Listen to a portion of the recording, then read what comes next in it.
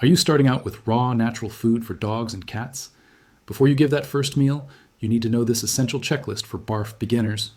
If you want your pet to have more health, longevity, disposition, and well-being, this is the video that will change the way you feed the one you love. Watch until the end and turn what goes in your pet's bowl into a daily act of care and awareness. Subscribe to the channel, activate the bell, and share this video with other tutors who are just starting out at BARF. Imagine opening the refrigerator and, instead of industrial feed, seeing trays organized with raw meat, fresh vegetables, eggs and shells, fish oil, and small portions of viscera packed with care. This scene, which once seemed exclusive to experienced breeders, is becoming increasingly common among conscious owners who decide to start their dogs and cats on natural food, especially the BARF method. But where to start? And more importantly, how to ensure that the pet receives everything it needs without nutritional risks? The answer lies in a checklist that every beginner should follow before offering their first bowl. The transition to BARF feeding is not just an exchange of ingredients, it is a change of philosophy. It involves understanding what a biologically appropriate food is, how the natural digestion of a facultative carnivore works, and what can happen when the composition is wrong, from nutritional deficiencies to serious intestinal imbalance. Many well-meaning tutors make common mistakes due to a lack of guidance, which is exactly why this list exists, to serve as a safe, practical, and reliable compass. The first step on the list starts even before the first purchase. The owner needs to clearly understand the basic structure of the BARF diet. It is based on proportions that must be respected precisely. About 70% raw muscle meat, 10% viscera, 10% raw fleshy bones, and the rest divided between vegetables, eggs, fruits, and supplements. These percentages are not flexible by intuition. They respect what the dog's and cat's bodies can metabolize efficiently. In practice, this means that it is not enough to offer raw meat and random vegetables. And for example, pure ground beef, boneless, offal, is not BARF. Giving chicken breast with cooked rice is also not BARF. The diet needs to be complete, balanced, and proportional, taking into account not only the pet's weight and age, but also the state of health, level of physical activity, and possible clinical restrictions. And this is where the second step on the list becomes crucial: consulting a veterinarian who specializes in functional or integrative nutrition. Without this step, the tutor runs the risk of improvising and making mistakes. Many owners want to start the diet as soon as possible, excited about the benefits reported by other owners: shinier coat, less odor, smaller stools, more disposition. But these positive effects do not come by magic. They appear when the protocol is followed correctly from the beginning. This includes respecting the intestinal adaptation time. The list recommends a transition period of at least 7 days, which may reach 14 in some cases. During this phase, the ideal is to offer light meals with easily digestible protein sources, such as chicken, and avoid varying the ingredients too much. The focus should be on the stability of the gut microbiota, and this requires patience and discipline. The third step on the list involves storing the ingredients correctly. Proper freezing, slow thawing in the refrigerator, portion separation, and clear labeling are all basic actions to maintain food safety. This prevents cross-contamination and waste. A common mistake among beginners is to thaw food in the sink or microwave. This breaks the cold chain and can facilitate the proliferation of unwanted bacteria. Another important detail is not to refreeze portions that have already been thawed, a practice that compromises the nutritional integrity of food. In addition, the tutor needs to learn to identify the correct viscera and in what quantity to use them.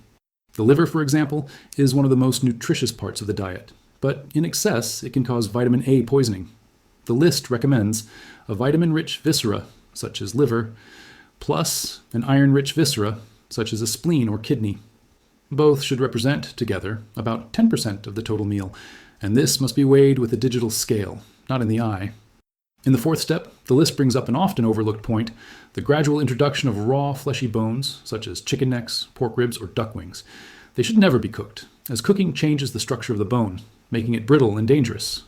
For beginners, the recommendation is to start with smaller bones, supervise chewing, and always respect the animal's size. Cats, for example, can start with crushed gizzards mixed with meat. Large dogs can evolve to whole bones more quickly, as long as the tutor is attentive to chewing and ingestion time. Another important item on the list: variety is not synonymous with confusion. It is common for beginners to try to include all the ingredients at once: meat, liver, egg, oil, vegetables, fruits, supplement, crushed eggshell. This can cause diarrhea, vomiting, or refusal to eat. The recommendation is clear: introduce each new item at least 2 days apart, observing the body's response. This allows you to identify possible intolerances, adjust quantities, and avoid adverse reactions. The fifth step of the checklist deals with hydration and conscious supplementation. Although the raw diet is rich in moisture, about 70% of water naturally present in food, It is important to observe if the pet is drinking less water than normal. This is expected, but the urine should remain clear and the volume constant. In addition, some essential nutrients, such as omega-3, vitamin E, and zinc, need to be supplemented depending on the composition of the meat used. Fish oil, for example, must be added precisely, about half a teaspoon per pound of raw food, but it should be kept refrigerated and never be used if it is oxidized, strong, rancid smell. The list also warns of prohibited ingredients: onions, excessive garlic, grapes, chocolate, sourdough, cooked bones, artificial spices, seasoned meats, and sweets. These foods are toxic to dogs and cats and should be kept away from the diet. A common mistake of beginners is to think that because it is natural, any food of plant or animal origin can be offered. This is not true. BARF is natural, but it needs rigor and knowledge to be safe and functional. To facilitate the practical application of this list, it is recommended to use a printed planner or specific application for a natural diet. This helps the owner keep track of portions, alternate proteins throughout the weeks, mark freezing time, and plan purchases of fresh ingredients. There are free and paid apps that offer complete spreadsheets to organize menus, send alerts, and calculate macros. The more organized the tutor, the safer the transition will be. By the end of the first stage of the journey, the tutor who follows this checklist will have already fulfilled the most critical bases to start BARF feeding correctly. There is still much to be explored: fine adjustments, evolution of ingredients, diet customization, and monitoring of the pet's health over time.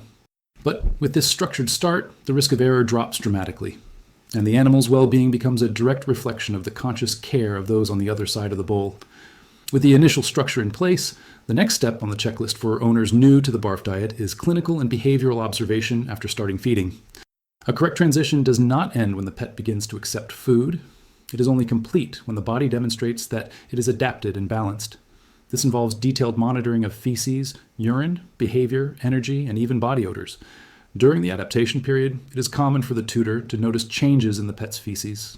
They tend to become smaller, firmer, with a less intense odor and color varying according to the type of meat and offal offered. However, if the stool is steadily whitish, it may indicate excess bone. On the other hand, very soft and darkened stools, with a strong odor, can signal excess viscera or animal fat. Therefore, one of the recommendations on the list is keep a food diary, where each meal and digestive response is noted. This simple practice allows you to identify patterns and adjust the menu preventively. Another area that deserves immediate attention is post-meal behavior.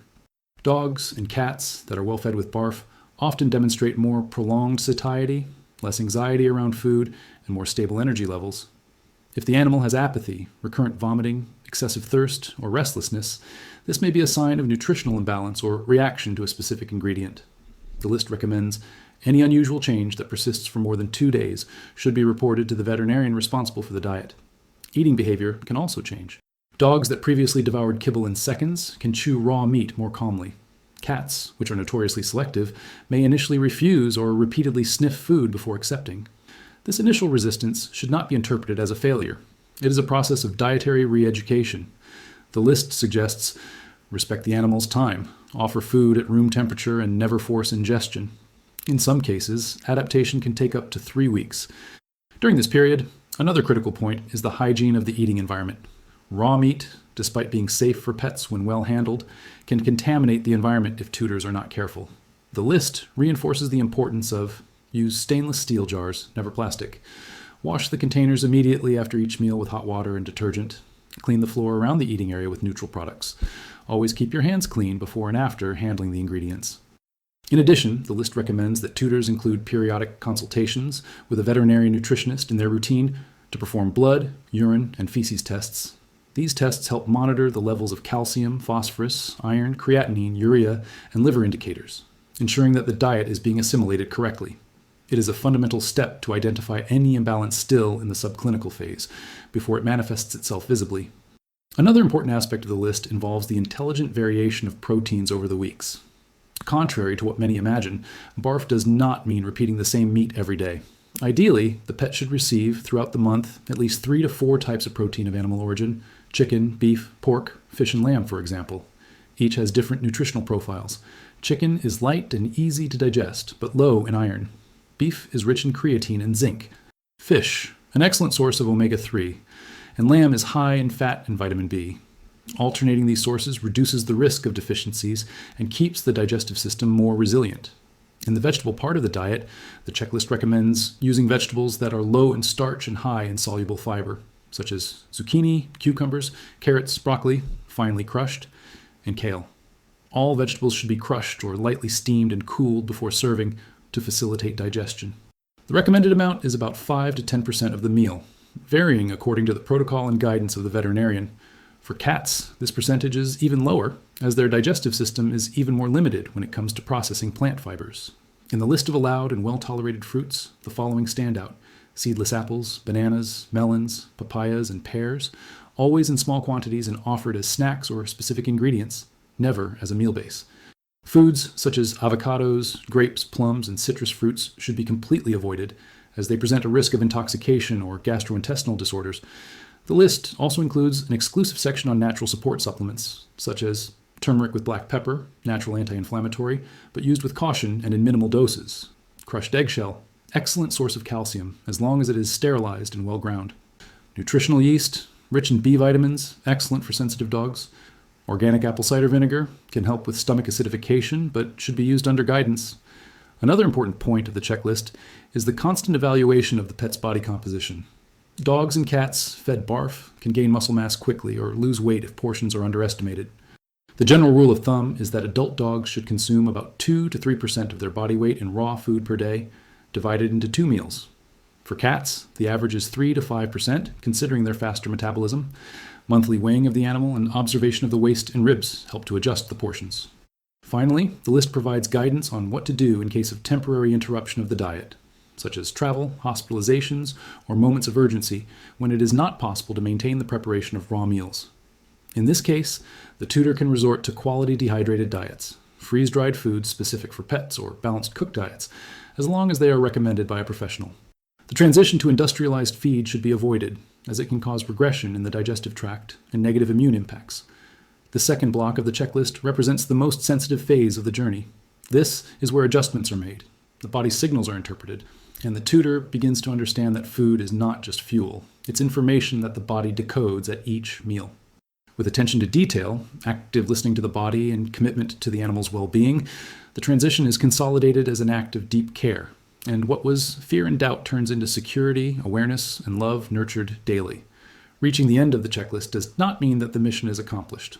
On the contrary, this is the moment when the tutor stops being a beginner and becomes an active guardian of the nutritional health of their dog or cat. The last set of guidelines on the list is not just about diet composition or the adaptation process. It deals with the sustainable maintenance of the BARF routine in the long term, the prevention of relapse, and the construction of a solid knowledge free of fads or assumptions. The first point of the final stage is nutritional periodization. Just as humans benefit from alternating food stimuli, dogs and cats also need cyclical variations in the food offered. This does not mean making daily changes, but rather organizing the monthly or bi-monthly menu based on phases. For example, a month with a focus on leaner meats and light bones, followed by a month with denser proteins and varied viscera. This turnover reduces the risk of accumulation of specific substances, such as vitamin A or copper, and stimulates metabolism in an intelligent way. The list guides the tutor to set up simple spreadsheets with variations in proteins, viscera, fat sources, and supplementation, respecting the animal's individuality. This schedule also helps to plan purchases in advance, reduce waste, take advantage of promotions, and keep the freezer always stocked with quality ingredients. The second item of the final stage is continuing education. The tutor who decides to follow the BARF line needs to understand that the science of nutrition evolves.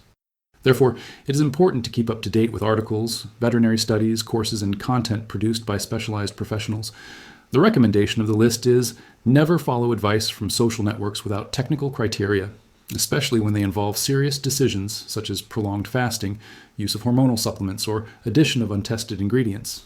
The golden rule is every decision must be based on scientific evidence and the response of the pet's own body.